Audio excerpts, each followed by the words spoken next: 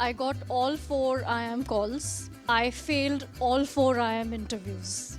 So Jeff's car came after us. I accosted him as he got out of the car and I said because of the rules I couldn't apply. I didn't explain that I had overslept.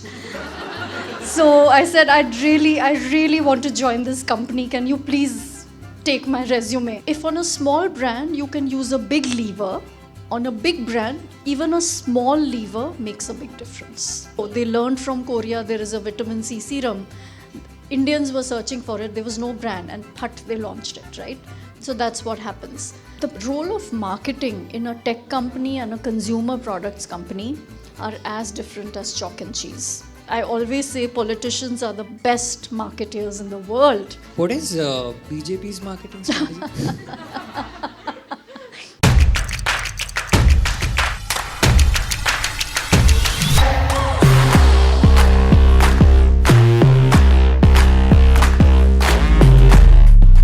Rashi, I've been telling them that you have a lot of stories, and that's something that I'm also looking forward to.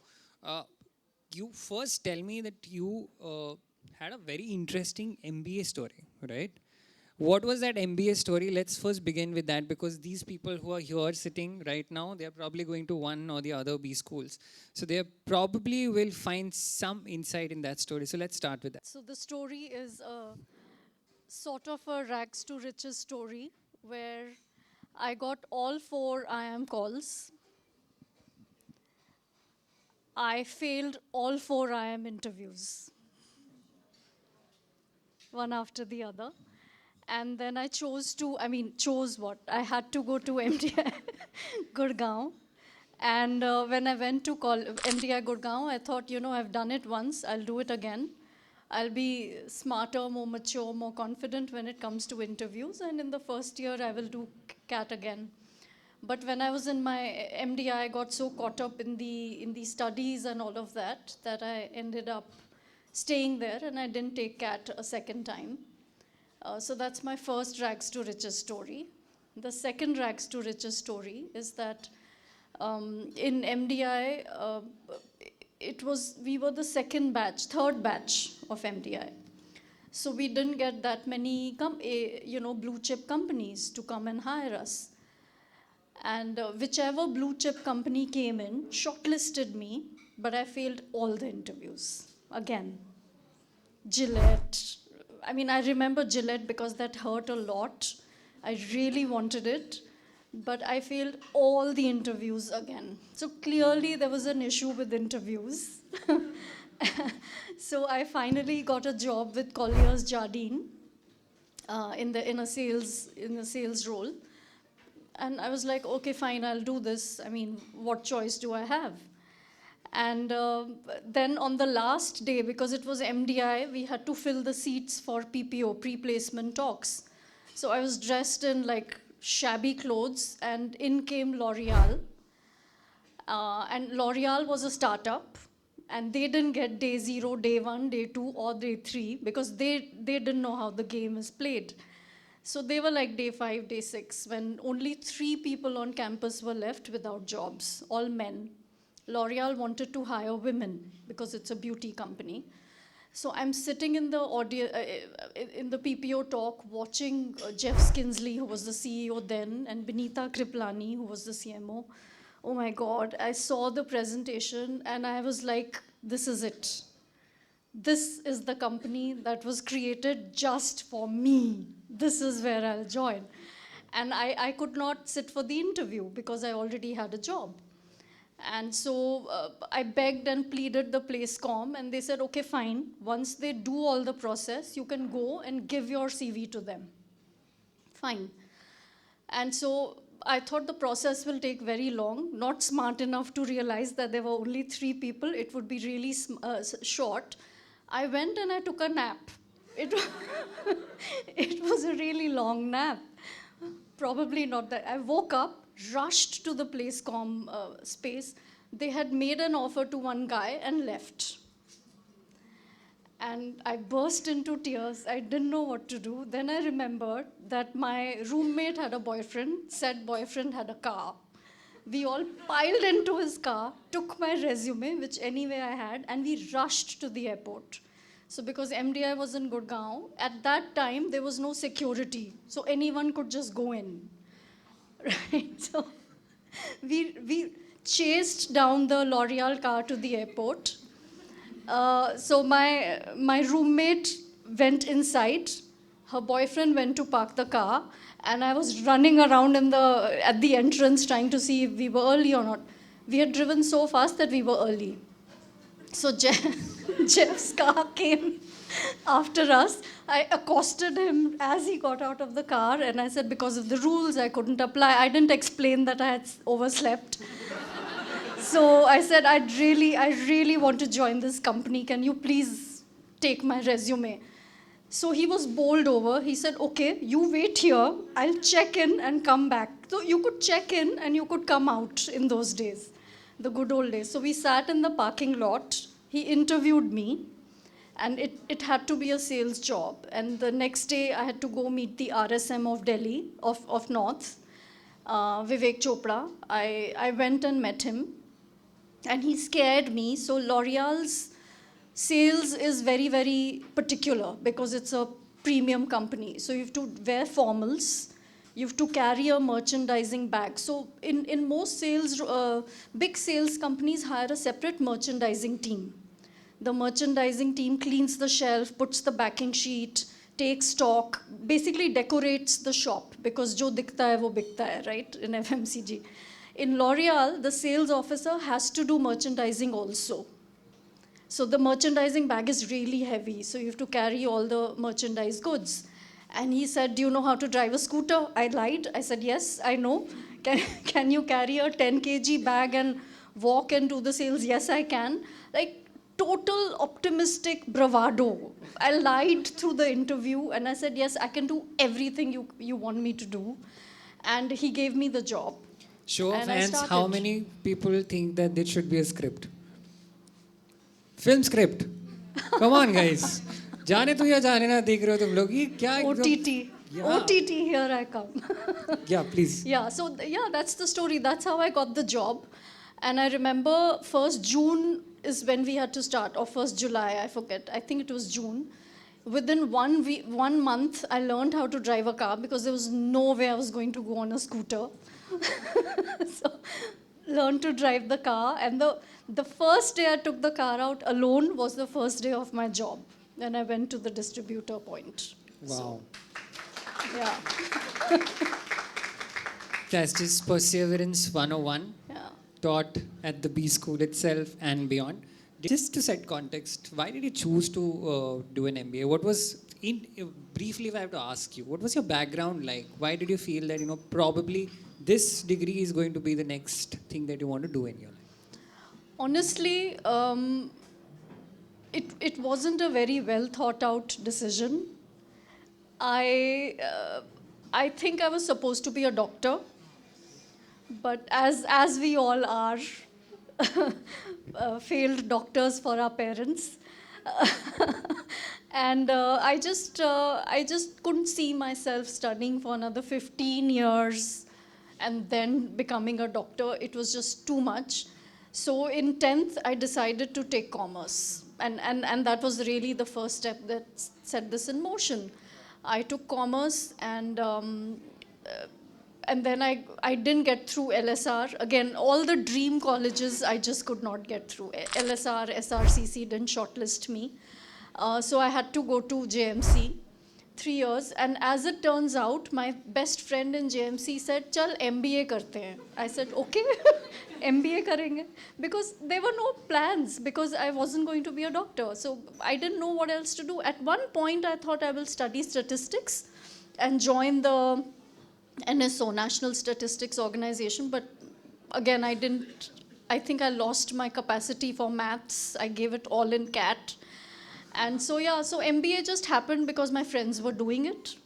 And that's how I joined the herd. It sounded the way jab bolte na, chal chai pi ke aate hain. It's like chal MBA Chal karte. MBA karte. It was exactly like that. So tell me what happened in the first job. So एक sales job जो होती है, and you said that it was a heavy bag that you had to carry on. बहुत कुछ आपको सीखना भी होता है, and we are talking about the time when sales job was not as normalized as probably it is today for women, right? Yeah. And L'Oreal is the place where you started your journey, probably became more serious about your career and how you want to, project your life to be in the future. Yes. ऐसा लगा छोड़ छाड़ के आ जाओ बस हो गया अभी ये नहीं करना. हाँ, रोज लगता था. What exactly happened in those early days? So the first thing is it's physically so demanding, right? So you are constantly on your feet. And the pressure to do sale is immense. And every Friday you have to report your sale, and you don't meet your number. Then every Friday you get shouted at. Every month end you get shouted at. So the psychology of sales is and it's right, it makes you want to win by putting fear within you, right? And that's how it works, because the targets are so tough that because it's push, right? So marketing is all about creating the pull, but the retailer will only keep your stock if you push him into committing spends there. So it was very, very difficult physically. It was emotionally draining. It was mentally very challenging, because you have to go and build a relationship with the retailer. Why will he buy 5,000 more stuff from you when he can buy Fair and Lovely? Right? And a Garnier and a L'Oreal and an Excellence, nobody even knew how to pronounce it. Ultra Du shampoo, ye Ultra Dux kya hota hai? Madam, ye bahut shampoo hai. So it's really Sisyphean. You're pushing a boulder up the hill every day. Every day it rolls back and you have to go and do it again. The only thing that keeps you going is the belief that one day you'll get into marketing. If you're a MBA. If you're a salesperson who really enjoys it, because then it's a game, every day it's life gamified. Every day, we all had a calculator. Okay, 8 pieces here multiplied by price, deduct retailer. So it becomes this game where every day you're calculating the sale and kitna target bacha hai, kitna sale hua, kitna target bacha hai. Then you start enjoying it. So in 6 months, I started enjoying it. Do they get paid well when No, you not get at these jobs from these B schools? Not at all. At least I didn't get paid well at all. My salary was 10,000 a month. Matra 10,000 rupees.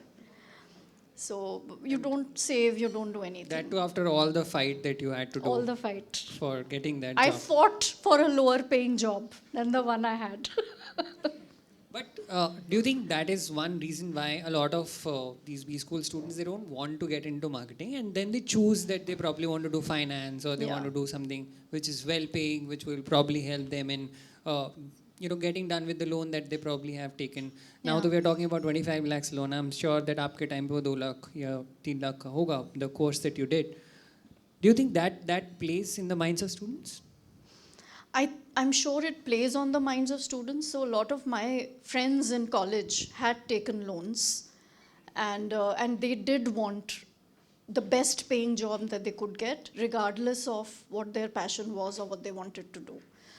I think I was built a little bit differently. So I wanted to do things that I was in awe of and I enjoyed. I certainly didn't enjoy sales, and I think if they hadn't moved me into marketing when they did, I wouldn't have lasted much longer. So I think it's different strokes for different folks. But I think in the first 3 to 5 years, money doesn't really come. Today it's different. You read about placements at 1 CR plus. In my time, money came after compounding your efforts.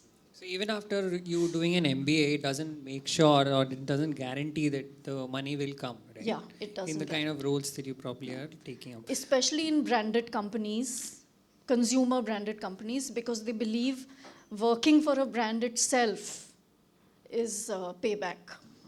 Do you think that that sentiment is still relevant? Because you probably have worked and you probably also have hired from B schools during your stints in Amazon or HUL or whatnot. We are going to go into the different companies. I might also forget in the journey as to how many companies you have worked on. But yeah, Do you think the sentiment has changed, or is it the same for marketing and sales jobs? For the MBAs? For the MBAs, yes. The MBAs that I've interviewed in my companies have always wanted to join our companies because of the brand. Right? I have unless I couldn't pick it up. But money to the people that I've interviewed has been secondary. They really want to build a brand. And it's not like consumer companies don't pay that well. They pay well, but they just pay more afterwards. Once they know that you are capable of, taking the brand from point A to point B, is when this investment from the company also comes into the. No, the investment comes as you keep getting promoted, marketing manager, director, and so on. Salaries keep increasing. But at an entry level, Amazon versus a HUL versus a Nestle, Amazon will pay way better. Amazon, Meta, Google, Morgan Stanley, they will pay way better. McKinsey. So consumer goods per se pay lesser. Got it. I got a reel from there. What I want to know also is, I know for a fact that in your time, the curriculum, the pedagogy, the learning that happened was very, very different from what is happening now. Do you have a pulse of what's happening now? Do you think that marketing can be learned in a B school in any way possible? Especially because, why I'm saying this is because most of the marketing concepts are so easily available online and on YouTube that people can learn from there. Yeah. Right? Yeah. So is it necessary? One, that's one question. And secondly, are B schools capable enough of giving you the real life knowledge and experience that is needed for you to get into a marketing role? So, at least when I was studying, nothing that I learned in marketing I ever applied in my job. Nothing. Or finance or whatever. Most good marketing companies or most good companies have their own training programs that teach you how to do marketing. I'll just speak to marketing. Today's pedagogy, I paid a visit to MICA. I gave a few lectures there. I thought they teach practical marketing. They even have a media planning center and so on. A lot of professors today in a lot of colleges are not ex-practitioners. So marketing has become very, very theoretical in colleges, and it always has been. So I don't 100% believe that it is practical marketing. Ultimately, you learn on the job, right? Now, when we talk about all these digital courses and all, I think digital courses practitioners are running. But, it's like watching a video on how to swim. You have to swim yourself. And it is context dependent, it's culture dependent. So I think it's really a craft that you can learn only once you get a job. But do you think these courses can at least give them a heads up, saying that, this is what performance marketing is, this is what digital marketing is that you probably need to know in a concise manner possible, which you probably would not do if you don't have, say, for example, an XYZ target associated, or there is a certificate at the end of it, because then people lose out interest and then don't do it and don't learn it in the process. Do you think it helps in that at least? I think these courses can teach digital marketing well, because digital marketing is very, very operational and left-brained. How do you set up Facebook ads? How do you, set up Instagram reels? How do you look at analytics? But the why you're doing it, why you should set up a psychographic ad, who should the psychographic be, even if your CTR is low, why you should continue with it and so on.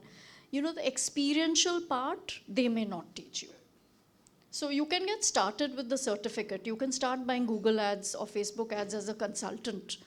But I think the real learning will happen when the rubber hits the road. And that did hit the road for you in L'Oreal. When we were speaking, you were telling me that a 0 to 50 kind of a story is L'Oreal. Yes. And I want you to tell our audience that particular story as to what happened in L'Oreal when you were building with L'Oreal in India. Anything that has stayed with you, that you probably think that this is an insight that I probably will use after 20 years of having that information there? Yes. So in L'Oreal, when I was working on Garnier, which was a skincare brand, we wanted to, now L'Oreal is a category builder, right? So wherever they enter, they build the category from scratch. Now India at that time, this is 2000, was a market where people only bought fairness creams, talcum powder, and cold creams, all dominated by Unilever.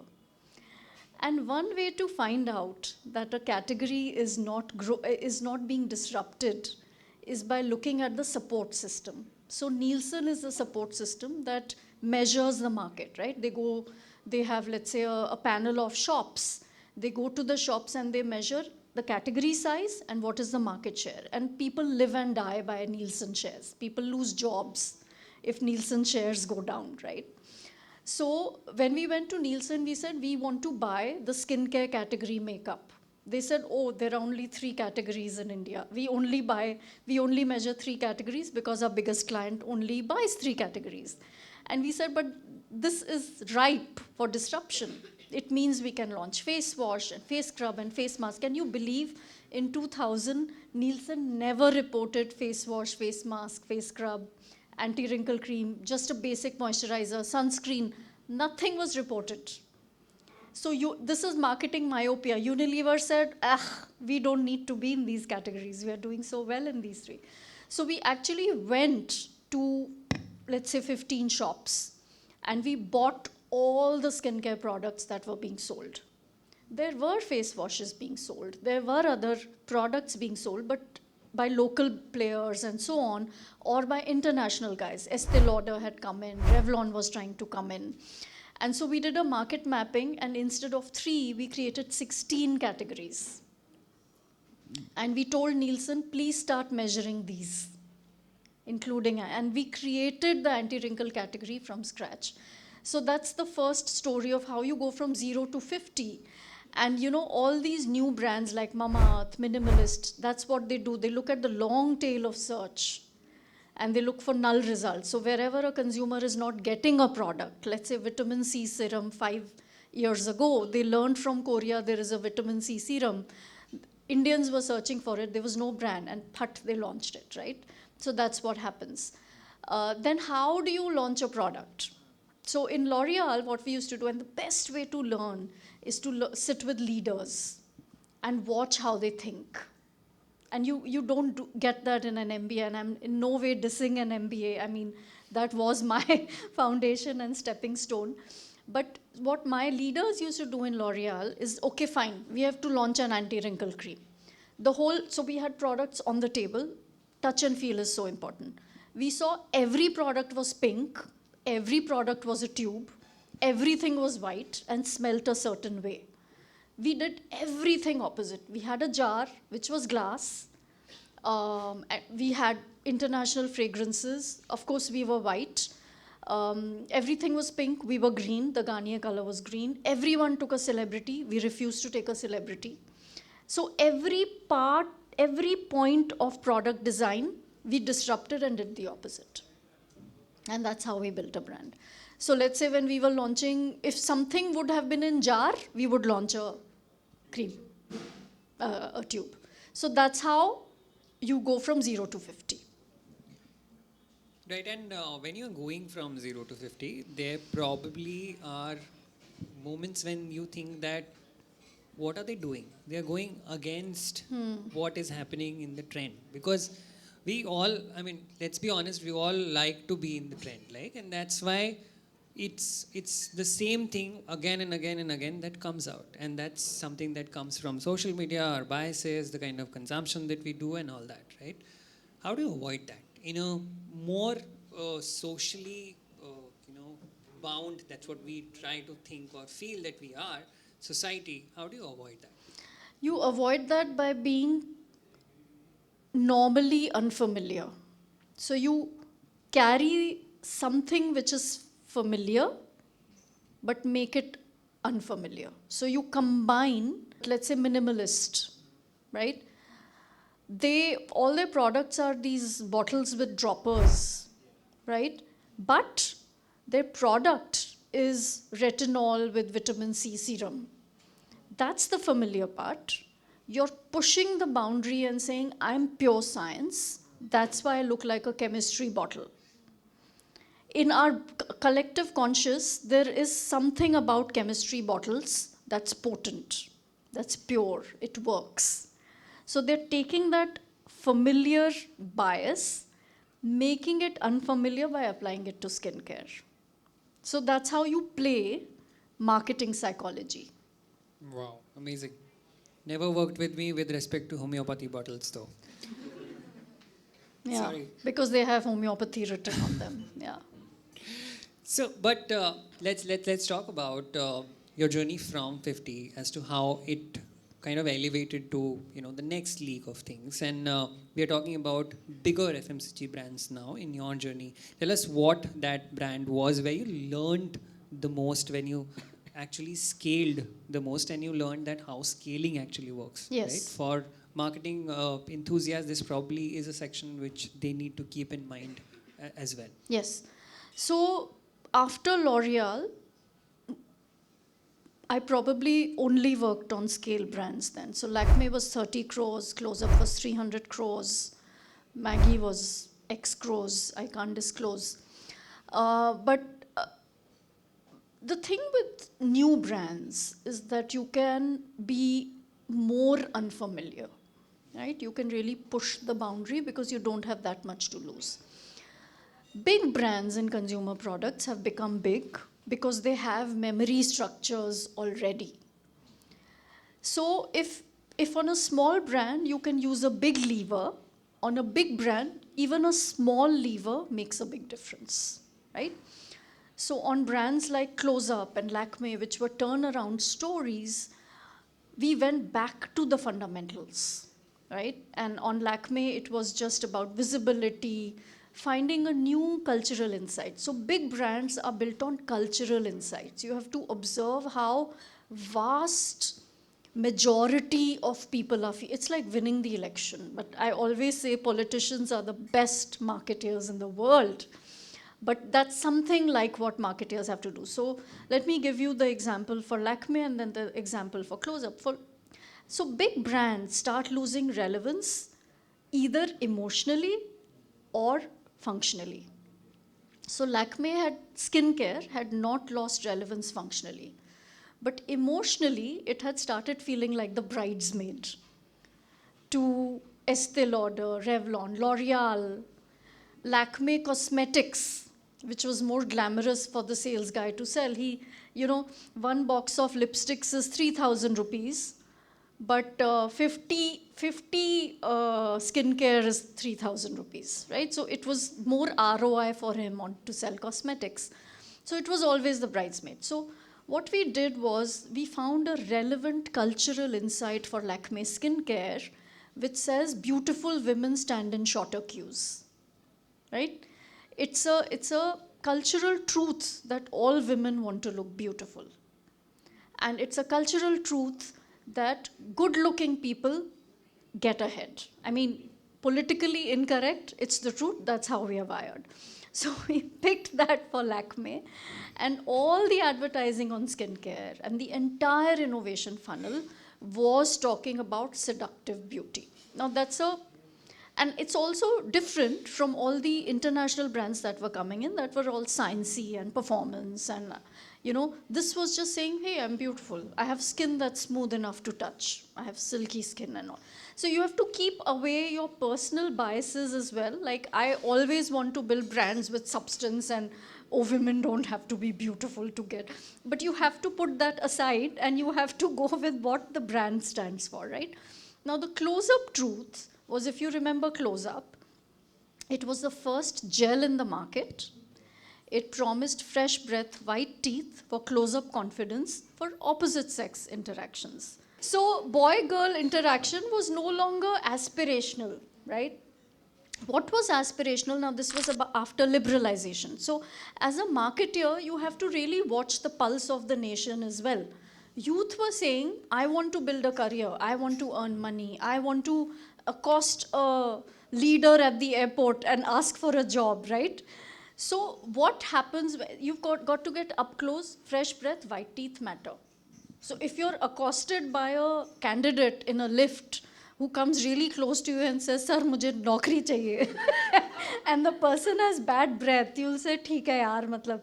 So first impressions and second impressions become very important. So that's the space we wanted to occupy with close-up. So you see, and at the same time with close-up, Pepsodent had become big, Colgate had become big. People said, but close-up doesn't give me strong teeth. It's just fresh breath. You know, beautiful women and good-looking things are not substantive. Beautiful women cannot be intelligent.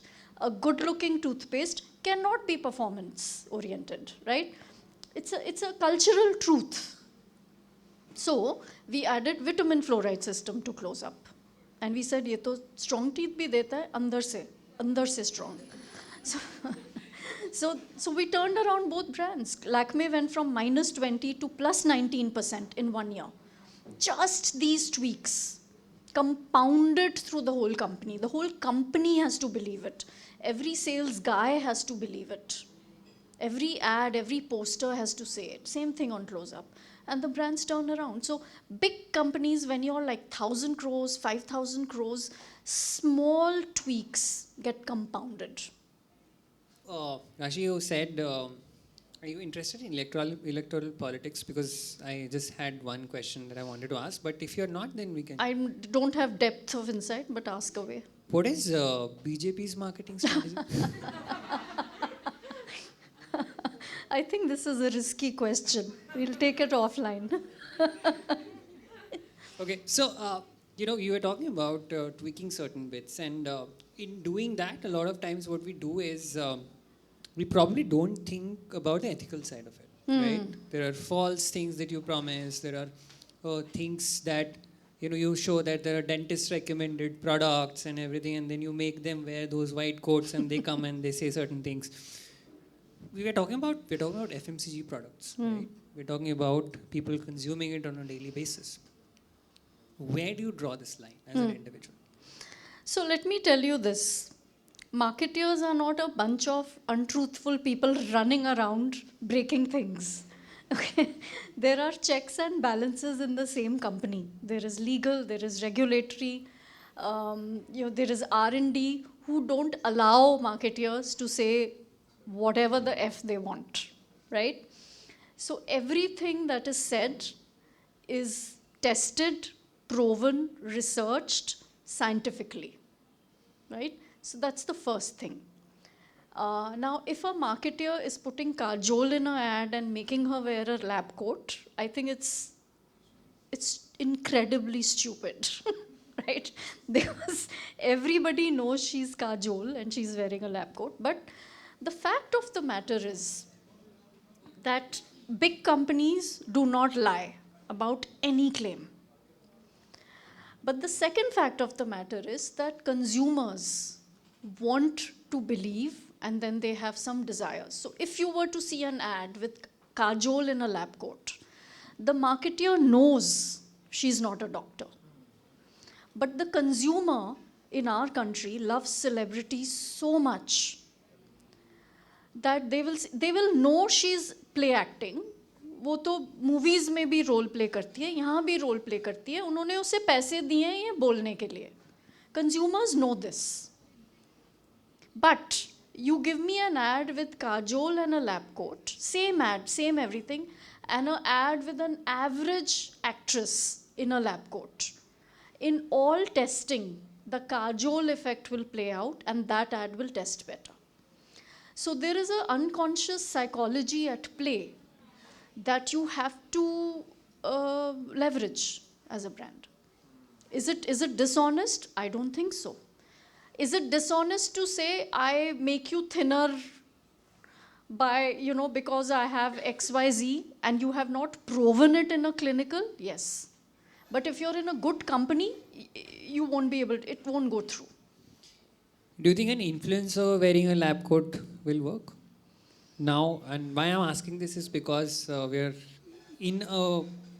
we are actually in a time where a lot of spending is happening on the influencers as well, and brands are taking that decision knowingly that where they're putting their money, right? Yeah.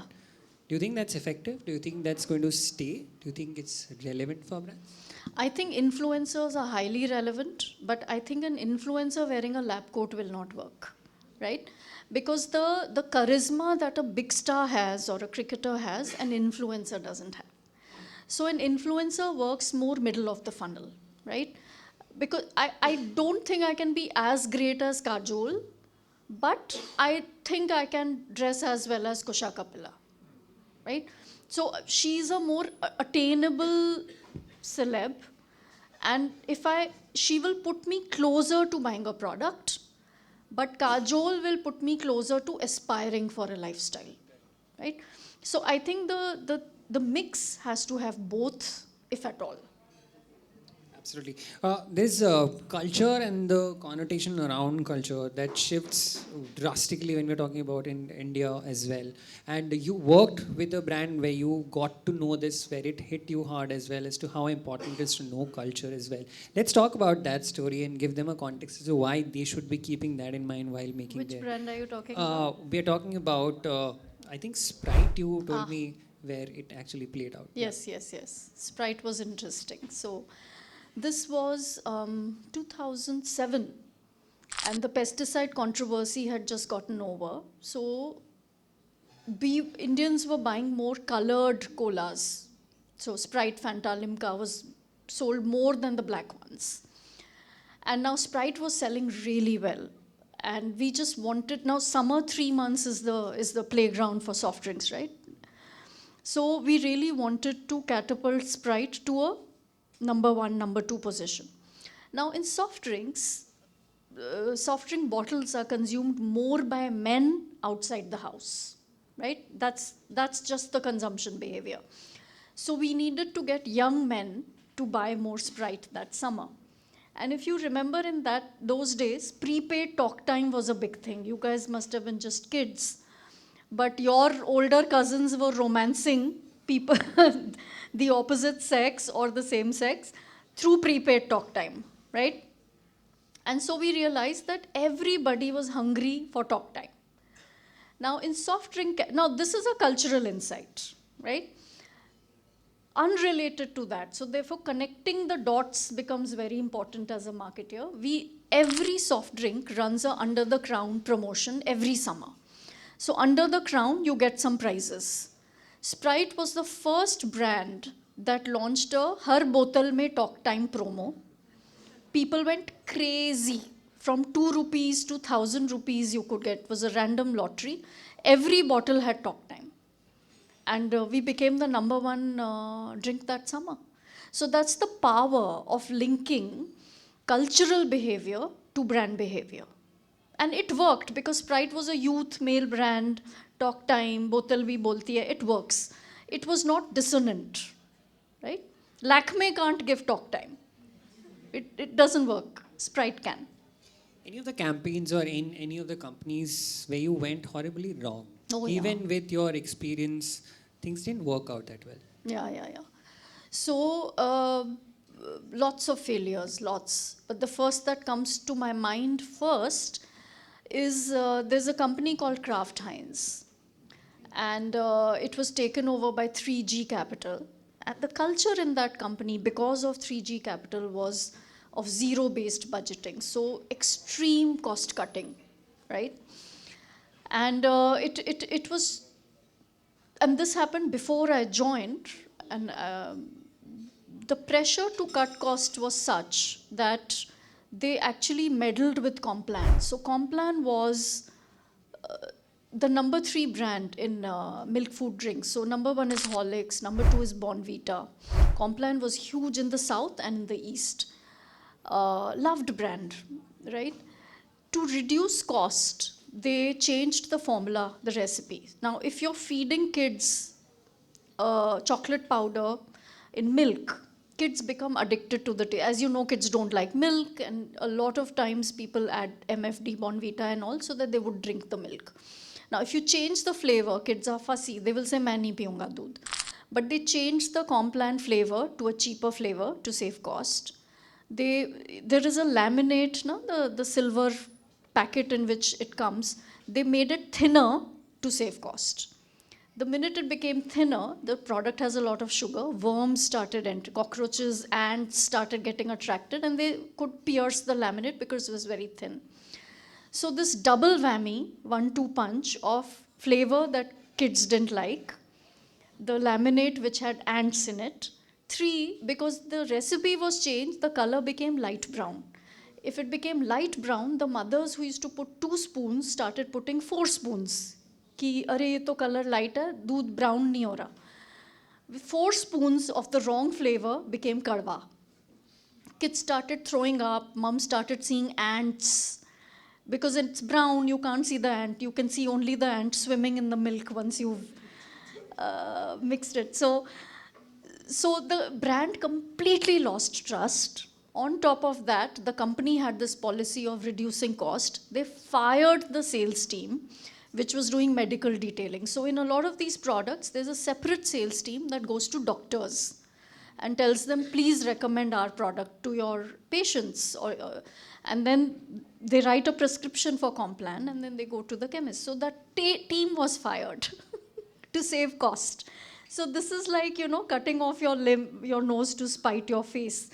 And I saw how extreme cost cutting is in destroying a brand. And sure enough, less than 3 years later, if you Google it, you'll see Kraft Heinz globally wrote down, I think, $16 billion of brand equity. So all big companies have brand as an asset on their equity side.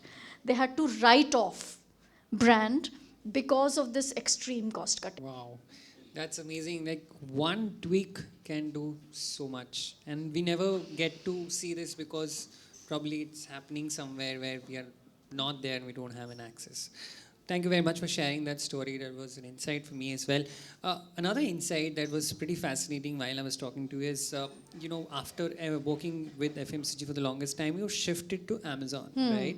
And a director of marketing at Amazon or somebody's looking after processes at Amazon, how did you find it different working in a tech-first company, big tech company, then all these years when you were working with such big giants in the FMCG world, and if somebody's making that choice of getting into an Amazon or a Google, what should be they keeping in mind with respect to what they are going to do in a company like that? Yes.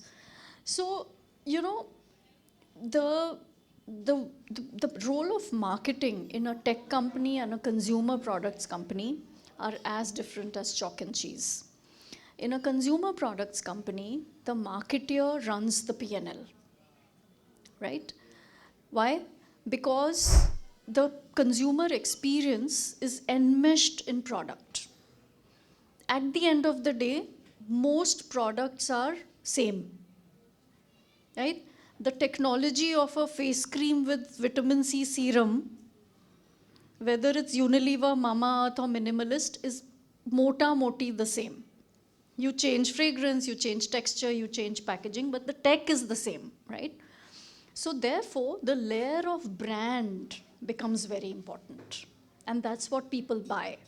And there are experiments done. The Coke Pepsi experiment you must be knowing. You remove the brand and you just put the cola, Pepsi, cola, Coke, consumers prefer Pepsi. But the minute you put the brand, they prefer Coke. That's the power of the brand, right? Now, therefore, the marketeer there controls the P&L and all major decisions because consumer is king. Even in tech, consumer is king, right? And Amazon lives it, like even more than FMCG, outstanding values on consumer. But the tech product is so complex because it's code, right? And there is an army of software engineers who are maintaining the product. So the product manager who works with the software engineers, he doesn't control, nobody controls the P&L in a tech company. It's so complex, right? So the product manager takes a decision on how will the product get tweaked. So if you're launching in India, where should we put the icon that you can change your language? Should the icons be real people? Should they be sketches? What should be above the fold? What should be below the? So all of this UI UX is done by the product manager along with the category marketing team, whose target is to sell more fashion, sell more grocery. So they fight about where on the homepage will grocery show, where on the homepage will my discount show. The pure marketeer in tech companies becomes a person who is driving traffic. It's essentially a communications role. The product is fixed, you can't change it. The homepage is fixed, you can't change it. So you cannot touch product. With that product, you have to tell Indians, 200, 500 million Indians, please come on the platform. Or please come to Airbnb, etc. So it becomes a comms role versus a full-fledged marketing role. So when you are making your choice, there is no good or bad, right or wrong. It's just that the roles are different. I think that was a very, very valuable insight. The first time when I heard it, it was a revelation for me because I don't belong to this field as such. And probably a lot of these people who are sitting here, they might know this, but this was something new for me. I also want to understand then, in a tech company like this, is it so that the marketing person is not as important as it is for, say, for example, taking this particular product from the factory to the doorstep of for an FMCG company? Yeah, I would not say not important. The marketing function becomes more of a support role to the business, right? So the way in a FMCG company, let's say the PR role becomes a support to the business. Here it becomes a support to the business. And how difficult is to rise up the ladder in this kind of a company or any company that's coming up, say for example a startup which has a tech heavy focus, right? Is it difficult for people in marketing to get through and get up the ladder? And is it एक बार के लिए चलो फिर भी मैंने compromise कर लिया कि the kind of role that I'll be doing is more of a comms role, but am I going to get paid well? Yeah. Money is not an issue with tech companies. You get paid well. Now, see, at any point in anyone's career, you have to take a choice. All careers diverge into two. Either you become a generalist and a business leader, so where you go on to become a MD, CEO, etc., or you become a functional specialist. And that, whether you're in finance, you go to the CFO role, you're a chief procurement officer, you're a chief marketing officer, and so on. All companies, tech and consumer products, have that. So an Andy Jassy doesn't come from a marketing background, he comes from a tech and business background, sales background. He's become the CEO. Tomorrow, a great marketing person who has a business pedigree could become the CEO. But the previous 10 roles should be a business role, right? So you can start off anywhere, but you can choose to say, I will be a functional expert or I will be a business person. Now this question is for somebody who's building a brand, right? Yes. What do they focus on first to, sort of identify themselves as unique? If you are a startup entrepreneur, find a product in the market or find a niche where there isn't too much competition and make a product that's kick-ass and that delivers. So how did Mamaearth start? They started with that onion shampoo. There was no onion shampoo. There were a million shampoos, but no onion shampoo. And Indians believe in onion hair fall and so on, right? They started with that. So find a niche which is uncrowded, because there is no way you can go against a Coke, Pepsi, etc. You can't win. Find a niche that's unique and your product can sort of enter, and then start building in concentric circles around that.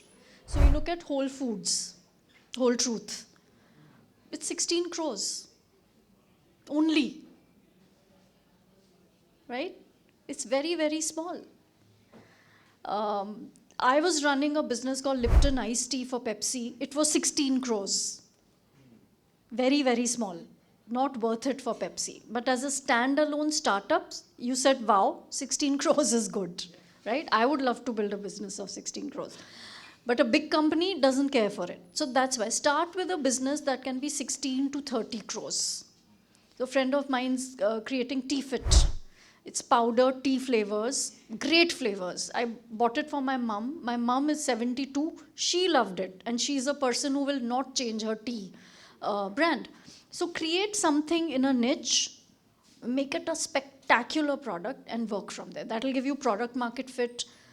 That'll give you profitable unit economics. I don't believe in being unprofitable and taking VC money and, burning it.